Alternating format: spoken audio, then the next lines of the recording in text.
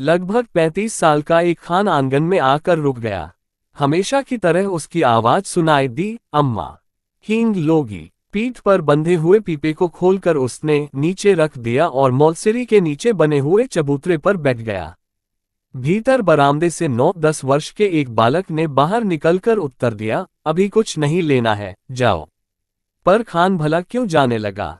जरा आराम से बैठ गया और अपने साफे के छोर से हवा करता हुआ बोला, अम्मा हींग ले लो अम्मा। हम अपने देश जाता है, बहुत दिनों में लौटेगा। सावित्री रसोईघर से हाथ धोकर बाहर आए और बोली, हींग तो बहुत सी ले रखी है खान। अभी 15 दिन हुए नहीं, तुमसे ही तो ली थी। वह उसी स्वर में फिर बोला, हेरा हींग है माँ, हमको तुम्हारे हाथ की बोहनी लगती है। एक ही तोला ले लो, पर लो जरूर। इतना कहकर फौरन एक डिब्बा सावित्री के सामने सरकाते हुए कहा, तुम और कुछ मत देखो माँ, ये हींग एक नंबर है, हम तुम्हें धोखा नहीं देगा। सावित्री बोली, पर हींग लेकर करूंगी क्या, ढेर सी तो रखी है। खान ने कहा, कुछ भी ले लो अम्मा, हम देने के लिए आया है, घर में पड़ी रहेगी। हम अपने देश को जाता है, खुदा जाने कब लौटेगा। और खान बिना उत्तर की प्रतीक्षा किए हींग तोलने लगा। इस पर सावित्री के बच्चे नाराज हुए। सभी बोल उठे, मत लेना माँ, तुम कभी न लेना, जबरदस्ती तोले जा रहा है। सावित्री ने किसी की बात का उत्तर न देकर हींग की पुड़िया ले ली। पूछा, कितने पैसे हुए खान।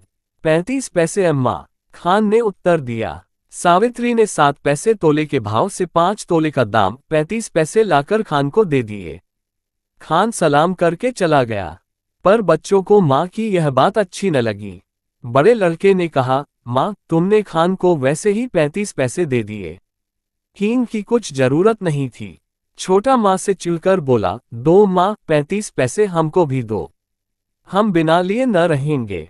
लड़की जिसकी उम्र 8 साल की थी, बड़े गंभीर स्वर में बोली, तुम माँ से पैसा न मांगो, वह तुम्हें न देंगी, उनका बेटा वही खान है। सावित्री को बच्चों की बातों पर हंसी आ रही थी। उसने अपनी हंसी दबाकर बनावटी क्रोध से कहा, चलो चलो, बड़ी बातें बनाने लग गए हो, खाना तैयार है, खाओ। उद्धरण उद्धरण। छोटा बोला, पहले पैसे दो, तुमने खान को दिए हैं।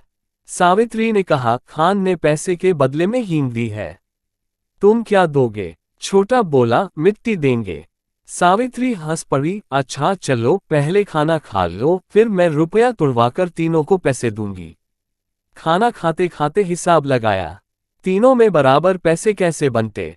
छोटा कुछ पैसे कम लेने की बात पर बिगड़ पड़ा, कभी नहीं, मैं कम पैसे नहीं लूंगा।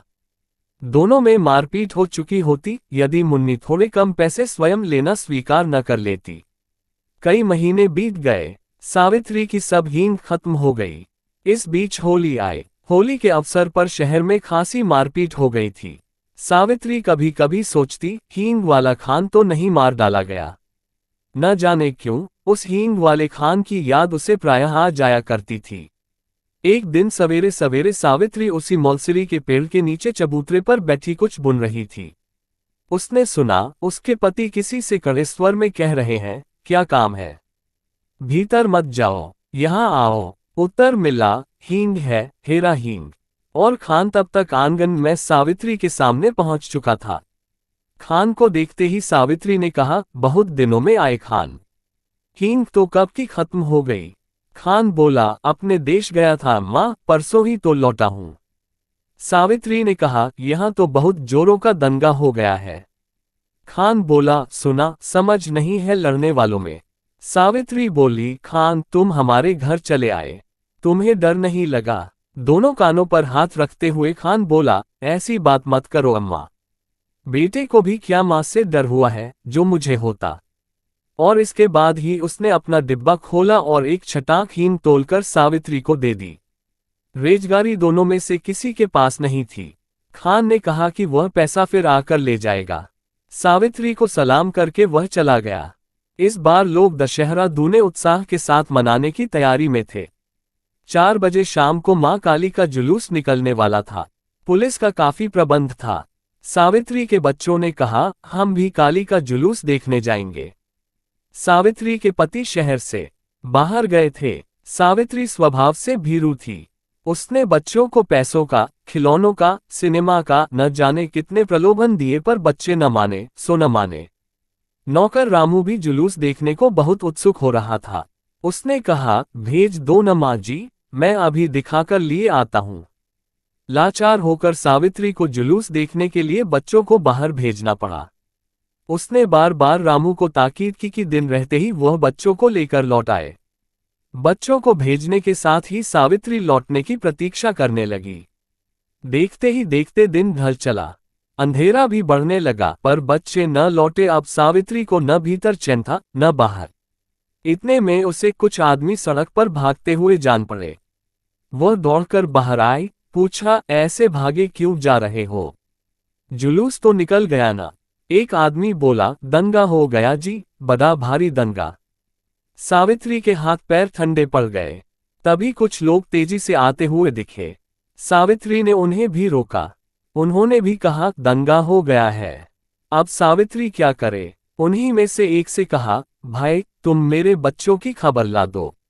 2 लड़के हैं, 1 लड़की। मैं तुम्हें मुंह मांगा इनाम दूंगी।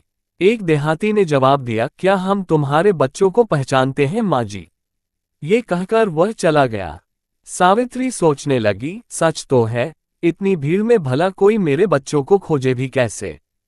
पर अब वह भी करे तो क्या करे? उसे रह रहकर अपने पर क्रोध आ रहा था।